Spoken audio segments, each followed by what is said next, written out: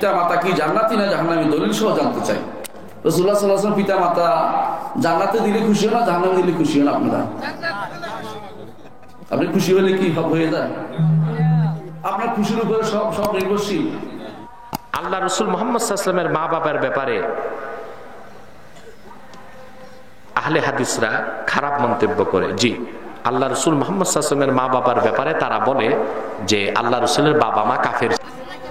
আল্লাহর নবী তার মায়ের কবর জিয়ারত করলেন, ফাবাকা তিনি কাঁদলেন, ওয়াবকা মান হাওলাহু এবং আশেপাশে যারা ছিল তাদেরকে কাঁদালেন। এরপরে তিনি বলছেন ইস্তাজান্ত রব্বি, আমি আমার প্রতিপালকের কাছে অনুমতি চাইলাম, আন আস্তাগফিরা লি উম্মি, আমি আমার মায়ের জন্য ক্ষমা চাইব, ফালাম ইউজানলি, আমাকে অনুমতি দেওয়া হলো না। আসসালামু আলাইকুম ওয়া রাহমাতুল্লাহি ওয়া বারাকাতুহু। প্রিয় ভাইরা, আপনারা ভিডিও সংক্ষিপ্ত ক্লিপ দেখে বুঝে নিয়েছেন যে আজকের বিষয়টা কোন জিনিসের উপর উপস্থাপন করতে যাইতেছে। বন্ধুগণ, আমরা জানি যে নবী করিম সাল্লাল্লাহু আলাইহি ওয়াসাল্লাম নবুয়ত পাওয়ার আগে আমাদের নবী মুহাম্মদ সাল্লাল্লাহু আলাইহি ওয়াসাল্লাম পিতা এবং মাতা দুজনেই এই দুনিয়া ত্যাগ করেছিলেন। এখন প্রশ্ন হলো, নবী করিম সাল্লাল্লাহু আলাইহি ওয়াসাল্লাম পিতা মাতা কি জান্নাতি না জাহান্নামী, এই বিষয়ের উপর আমাদের উলামায়ে কেরামগণ কি বলেন এবং হাদিসের মধ্যে আসলে কি উল্লেখ রয়েছে, আসুন আমরা একটু জানার চেষ্টা করি। প্রথমে আমরা ডক্টর আবু বকর জাকারিয়া সাহেবের মুখ থেকে শুনবো যে নবী করিম সাল্লাল্লাহু আলাইহি ওয়াসাল্লাম পিতা মাতা জান্নাতি না জাহান্নামী। আসুন এই বিষয়টা আমরা স্পষ্ট হয়নি। পিতা মাতা কি জান্নাতি না জাহান্নামী দলিল সহ জানতে চাই। রাসূলুল্লাহ সাল্লাল্লাহু আলাইহি ওয়াসাল্লাম পিতা মাতা জান্নাতে দিলে খুশি হন না জাহান্নামে দিলে খুশি হন আপনারা? আপনি খুশি হলে কি হয়ে যায়? আপনার খুশির উপরে সব নির্ভরশীল। আল্লাহ রসুল খুশি হইতেন তার চাচা জান্নাতে যায়, ঠিক কিনা? আল্লাহ কি খুশি করে দিছে? খুশি করে দেন। খুশি হইলেই কিন্তু ভাই, আর যদি রসুলের পিতা মাতা জান্নাতে যায়, আমার কি সমস্যা আছে? আমার কি জায়গা কম পড়ে যাবে, টান পড়ে যাবে? তা আমি কেন দিতে পারছি না? কারণ একটা হাদিসের কারণে। হাদিসটা সহিহ মুসলিমে আসছে। এটা হচ্ছে ইন্না আবি ওয়া আবাকা ফিন্নার।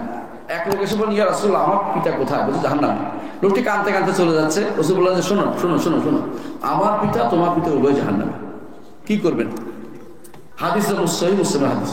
এখন আপনি তাবিল করেন, অপব্যাখ্যা করেন, ঘুরান, তো আমি কি করব? আরেকটি দেখেন, পিতার চিন্তা করেন না, রাসূল আপনার নিজের চিন্তা একটু করেন না? কেন? প্রত্যেকে নিজের চিন্তা করতে হবে। রাসূলুল্লাহ সাল্লাল্লাহু আলাইহি ওয়াসাল্লামের আদি পুরুষ ইব্রাহিম আলাইহিস সালাম, তার পিতা কোথায় যাবে? জাহান্নামে যাবে। আপনি বুঝছেন তো? এবং কি নূহের সন্তানরা কোথায় যাবে? জাহান্নামে। নূহের সন্তান একজন জাহান্নামে যাবে, যাবে কিনা? একজন কোরআনে উল্লেখ করেছেন ফাকানামিনাল মুহলাকিন, জাহান্নামে। তাহলে বোঝা গেল যে সন্তান আর বাপ কথা বড় কথা না, বড় কথা হচ্ছে ঈমানটা আছে কিনা। ঈমান না থাকলে কেউ জান্নাতে যেতে পারবে না, এটাই বড় কথা। রাসূলের মায়ের কথা আসে। এখন মায়ের জান্নাতে জান্নাত দিলে আমার কোনো সমস্যা আছে? আমার খুব আনন্দ লাগতো যে রাসূলের মা জান্নাতে যাচ্ছে, আলহামদুলিল্লাহ। কিন্তু দিতে পারছি না যে রাসূলের হাদিস আছে, সহিহ মুসলিমে আসছে হাদিসটি। সেটা হচ্ছে রাসূলুল্লাহ সাল্লাল্লাহু আলাইহি ওয়াসাল্লাম একদিন তিনি মদিনা থেকে মক্কা আসেন। প্রতিমধ্যে সাহাবায়ে কেরামকে নিয়ে দাঁড়ালেন যে এটা আমার মায়ের কবর। কেন? তিনি ছোট কালে দেখছেন মা মারা যাওয়ার সময় 6 বছর বয়সে মা মারা গেছে এখানে। কবর দেখে বলে কাঁদছেন, কিন্তু বললেন যে আমি আল্লাহর কাছে কেঁদেছি, আল্লাহ আমাকে নিষেধ করেন নাই, কিন্তু আমাকে বলছেন যে তুমি তার জন্য ক্ষমা প্রার্থনা করতে পারবে না, তার জন্য ক্ষমা প্রার্থনা করতে হবে। জিয়ারত করতে পারো তোমার মনের টানের কারণে, কবর দেখতে পারো তোমার মায়ের কবর, কিন্তু ক্ষমা প্রার্থনা করতে পারবে না, কারণ সে ঈমান নিয়ে মারা যায়নি।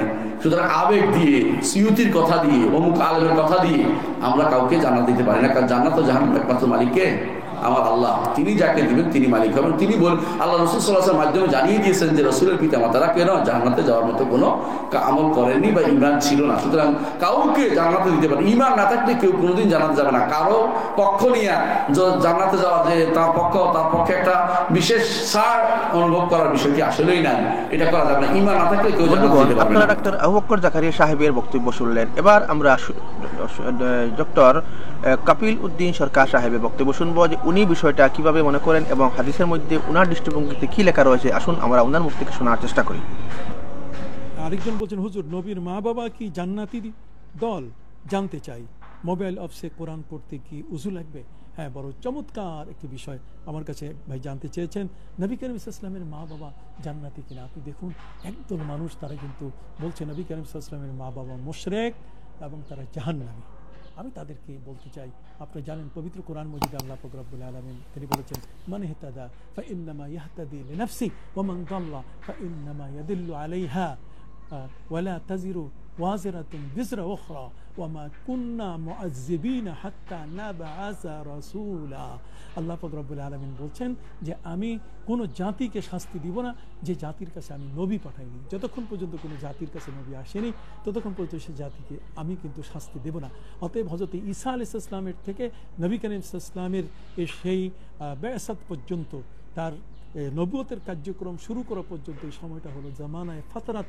এটা হচ্ছে মধ্যবর্তী একটি সময়। এই সময়ের মধ্যে কোনো নবী জগতের মধ্যে আসেন নাই। অতএব নবী না আসার কারণে আল্লাহ তাদের শাস্তি দিবেন না। এখানে আপনি কি করে তাকে মুশরিক করতে পারেন, মুশরিক বানাতে পারেন? বরং নবী করিম সাল্লাল্লাহু আলাইহি ওয়াসাল্লামের হাদিস দ্বারা এটাও সাব্যস্ত আছে, নবী করিম সাল্লাল্লাহু আলাইহি ওয়াসাল্লাম তিনি বলেছেন যে আমার বাবা এবং আমার মা খারাজতু মিন নিকাহিন লা মিন সাফাহিন ইল্লা লা মিন সাফাহিন মিল্লাদুন আদামা ইলা আন ওয়ালাদানি আবি ওয়া উম্মি ওয়া লাম ইউসিবনি মিন সাফাহিল জাহিলিয়াতি মিন শাই। নবী করিম সাল্লাল্লাহু আলাইহি ওয়াসাল্লাম বলছেন বাবা আদম আলাইহিস সালাম থেকে আমার জন্ম পর্যন্ত এই পুরা বংশপঞ্জির মধ্যে কোনো খারাপ রক্ত এখানে নাই। অতএব শিরকের রক্ত নাই, পূজার রক্ত নাই। নবী করিম সাল্লাল্লাহু আলাইহি সাল্লাম সেজদাকারী রুকুকারীর মধ্য দিয়ে এই পৃথিবীর সূচনা থেকে বাবা আদম থেকে তার মা বাবা পর্যন্ত তিনি জগতের মধ্যে এসেছেন। অতএব তার মা বাবাকে যারা মুশরিক বলে তারা নিতান্ত ভুল এবং ভ্রান্তির মধ্যে আছে। যদি নবী সাল্লাল্লাহু আলাইহি ওয়াসাল্লাম এটা শুনতেন নিশ্চয়ই তিনি ব্যথা পেতেন। নবী করিম সাল্লাল্লাহু আলাইহি ওয়াসাল্লাম বলেছেন লা তাসুব্বুল আহইয়া বেসাব্বিল আমওয়াত, মৃত ব্যক্তিদের গালি দিয়ে তোমরা জীবিত ব্যক্তিদেরকে কখনো কষ্ট দিও না। নবী করিম সাল্লাল্লাহু আলাইহি ওয়াসাল্লামের মা বাবাকে মুশরিক বলা মানে এক ধরনের গালি সৃষ্টি করা। তাছাড়া অন্য বর্ণনায় এসেছে যে নবী করিম সাল্লাল্লাহু আলাইহি ওয়াসাল্লাম সেই মা বাবার জিয়ারতে গিয়েছিলেন এবং তারা কবর থেকে উঠে তার কাছে কালেমা পড়েছেন। আর কবর থেকে উঠা হযরত ঈসা রুহুল্লাহ যদি তার জীবনে তিনি 4 জন ব্যক্তিকে কবর থেকে তুলেছেন। 2500 বছর পর হযরত শাম ইবনে নূহ নবীর ছেলেকে তিনি কবর থেকে তুলেছেন, তিনি জারিয়াকে তুলেছেন, তিনি ইবনুল আজুজকে তুলেছেন, ইবনুল আশেরকে তিনি তুলেছিলেন। তিনি মরা অবস্থা থেকে জিন্দায়। আমার নবী করিম সাল্লাল্লাহু আলাইহি ওয়াসাল্লামের সামনে সেই উস্তুনে হান্নানা, একটা মরা গাছের কাটা ডাল নবী করিম সাল্লাল্লাহু আলাইহি ওয়াসাল্লামের সামনে, সেই উষ্টি, যে উষ্টিটি তার ছোট্ট শিশুকে হারিয়ে ফেলেছে, সে যেমন করুণ কান্না কেঁদেছে, এই করুণ কান্নার কারণেই তো এটাকে বলা হয় উস্তুনে হান্নানা। হান্নানা শব্দের অর্থ হচ্ছে হানিনুল জাজে, তার মানে যে মা তার গর্ভ থেকে সন্তান জন্ম দিয়েছে আর ছোট শিশু বাচ্চা যদি হারিয়ে যায়। আমাদের বাংলাদেশের গুলিস্তানে অথবা একটা ট্রেন ছেড়ে যাচ্ছে, ওই সময় যদি মায়ের হাত থেকে তার শিশুকে হারিয়ে যায় তাহলে সেই মায়ের চোখের পানি কি করুণ তার মুখে আওয়াজ তৈরি হয়। ঠিক অনুরূপভাবে নবী করিম সাল্লাল্লাহু আলাইহি ওয়াসাল্লামের বিরহ ব্যথায় সেদিন সেই গাছের ডালটি কেঁদে উঠেছিল। তাহলে মরা গাছের ডাল যদি কেঁদে উঠে তাহলে সেই নবী করিম সাল্লাল্লাহু আলাইহি ওয়াসাল্লামের উসিলায় বরকতে আল্লাহ তাআলা তার শ্রদ্ধা মা বাবাকে কবর থেকে তুলে তিনি কি কালেমা পড়াবার সুযোগ দিতে পারেন না? সফট মাইন্ডের হন, আরও সহজ হন, আরও সহজ মানসিকতার হন, আরও সুন্দরভাবে নবীকে বরণ করে নেন। কারণ যে কাজ, যে কথা, যে ভাষা, এগুলোতে নবীর কষ্ট হবে এমন কথা বলা যাবে না। লা তাজআলু দুআ আর রাসূল বাইনাকুম কাদুআই বাযিকুম বাদা। নিজেরা নিজেদেরকে যেমন আমরা বলি নবীকে এভাবে বলা যাবে না। আর নবী আওলা বিল মুমিনিনা মিন আনফুসিহিম ওয়া আজওয়াজুহু উম্মাহাতুহুম। নবী করিম সাল্লাল্লাহু আলাইহি ওয়াসাল্লাম হলেন ঈমানদার ব্যক্তিদের কাছে সবচেয়ে বেশি প্রিয়। তাহলে সবচেয়ে বেশি প্রিয় জায়গায় তাকে কি আপনি মূর্খ বলবেন, তাকে নিরক্ষর বলবেন, তাকে আজে বাজে কথা বলবেন? তার স্ত্রী আমাদের হযরতে আম্মা জান হযরতে মা খাদিজাতুল কুবরা সম্বন্ধে আপনি বাজে মন্তব্য করবেন, সেখানে ভাষা কেন আড়ষ্ট হবে আপনার? তাকে তালাক খাওয়া ইত্যাদি অমুক সমুক ভাষা, এটা কি কোনো মুসলমানের ভাষা? এটা কি কোনো আলেমের ভাষা? এটা কি কোনো নবী প্রেমিকের ভাষা? এটা কি কোনোদিন আল্লাহওয়ালাদের ভাষা হতে পারে? আমি বিশ্বাস করি এটা কোনোদিন কোনো আলেমের ভাষা হতে পারে না। এমনকি কোনো জাহেল মানুষ নবীর উম্মত হওয়ার পরও সে আরও সাবধান হয়ে যায় যে আমি যেন নবীকে এই ধরনের কোনো কথা বলে কষ্ট না দিই। কাজে নবীদের শ্রদ্ধা মা বাবা তিনি আমাদের কাছে শ্রদ্ধাভাজন এবং তারা কালেমা পড়েছেন, আমরা এতটুকু জানি। বন্ধুগণ, আপনারা একটা কন্ডাক্টর কাপিল উদ্দিন সরকার সাহেবের বক্তব্য শুনলেন যে উনি বিষয়টা কিভাবে মনে করেন এবং কিভাবে উনার দৃষ্টিভঙ্গিতে এবং হাদিসের মধ্যে কি রয়েছে তা উনি উল্লেখ করলেন। এবার আমরা শোনার চেষ্টা করব শেখ আব্দুর রাজ্জাক বিন ইউসুফ সাহেব উনি কি বলতেছেন। আসুন উনার বিষয়টা এবং উনার দৃষ্টিভঙ্গিতে হাদিসের মধ্যে কি রয়েছে তা আমরা জানার চেষ্টা করি। নবীজির পিতামাতা জান্নাতে যাবে এরকম কোনো হাদিস নেই। আর আল্লাহর নবী তার মায়ের ক্ষমা চাওয়ার অনুমতি পাননি। বুখারী মুসলিমের হাদিসে এইভাবে এসেছে, আবু হুরায়রা রাদিয়াল্লাহু তাআলা আনহু বলেন, যারা রাসূলুল্লাহ সাল্লাল্লাহু আলাইহি সাল্লাম উম্মা কাবরিহি, আল্লাহর নবী তার মায়ের কবর জিয়ারত করলেন। ফাবাকা, তিনি কাঁদলেন। ওয়াবকা মান হাওলাহু, এবং আশেপাশে যারা ছিল তাদেরকে কাঁদালেন। এরপরে তিনি বলছেন, ইস্তাজান্ত রব্বি, আমি আমার প্রতিপালকের কাছে অনুমতি চাইলাম। আন আস্তাক ফেরালে উম্মি, আমি আমার মায়ের জন্য ক্ষমা চাইব। ফালাম ইউজানলি, আমাকে অনুমতি দেওয়া হলো না। আমি যখন বললাম যে আল্লাহ, আমি কি তোমার কাছে আমার মায়ের জন্য ক্ষমা চাইতে পারি, তা আমি অনুমতি চাইলাম, তো আল্লাহ বললেন না, তুমি তোমার মায়ের জন্য ক্ষমা চাইতে পারো না। তো যে নবী অনুমতি পাইলেন না মায়ের ক্ষমা চাওয়া, সেই মা জান্নাতে যাবে, আপনি কি দিয়ে ফয়সালা দিলেন? তারপর উনি বলছেন, ওয়াস্তাজান্তহু আন আজুরা কাবরাহা, আমি অনুমতি চাইলাম আল্লাহ, আমার মায়ের কবর দেখতে যেতে পারি কি ফওজেন আলী, তখন আমাকে অনুমতি দেওয়া হলো, হ্যাঁ তুমি তোমার মায়ের কবর দেখতে যেতে পারো। কেন? কবর দেখলে মরণ স্মরণ হয়। তখন আল্লাহ রসুল বললেন, জৌরু কাবরাহু কাবরাকুম ফাইন তুজাক্কিরু মাউতাকুম, তোমরা কবর জিয়ারত করো, মরণ স্মরণ হবে। আল্লাহ নবীর নিজের মায়ের ক্ষমা চাওয়ার অনুমতি পেলেন না, হাদিস মুসলিম। তো প্রিয় বন্ধুগণ, আপনারা এতক্ষণ দেখতেন শেখ আব্দুর রাজ্জাক বিন ইউসুফ সাহেবের বক্তব্য এবং উনার দৃষ্টিভঙ্গিতে হাদিসের মধ্যে কি রয়েছে তা উনি উল্লেখ করলেন। এবার আমরা দেখার চেষ্টা করি ডক্টর এনায়েতুল্লাহ আব্বাসী সাহেব উনি কি বলেন। আসুন উনার দৃষ্টিভঙ্গিতে হাদিসের মধ্যে আসলে কি উল্লেখ রয়েছে তা আমরা জানার চেষ্টা করি। ব্যাপারে আহলে হাদিসরা খারাপ মন্তব্য করে। জি, আল্লাহ রসুল মুহাম্মদ সাল্লাল্লাহু আলাইহি ওয়াসাল্লামের মা বাবার ব্যাপারে তারা বলে যে আল্লাহ রসুলের বাবা মা কাফের ছিল। দেখছেন আহলে হাদিসরা কত বড় খবিস। এজিদকে কাফের বলতে চায় না, তারে সাহাবী বানায়, আর রাসূলুল্লাহর বাপ মাকে বলে কাফের। এর থেকেই বোঝা যায় আহলে হাদিসরা এটা আহলে হাদিস না হলে খবিস। ইহুদিদের পা চাটা গোলাম, ইহুদিদের পয়সা খেয়ে তারা মাঠে নেমেছে এই দেশের মানুষের ঈমান চুরি করার জন্য, ঠিক কিনা? আমরা বিনা দলিলে বিশ্বাস করি আল্লাহ রাসূলের বাবা মা বেহেশতি এবং জান্নাতি, ঠিক কিনা? আল্লাহ রাসূলের বাবা মা বেহেশতি এবং জান্নাতি, ঠিক কিনা? তারপরও দলিল আছে।